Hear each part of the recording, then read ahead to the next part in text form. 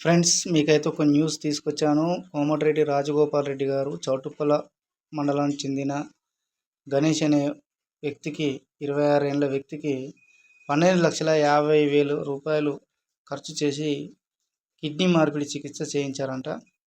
చేయించడమే కాకుండా ఆయనే వెళ్ళి కామినేని ఆసుపత్రిలో గణేష్ను పరామర్శించారు.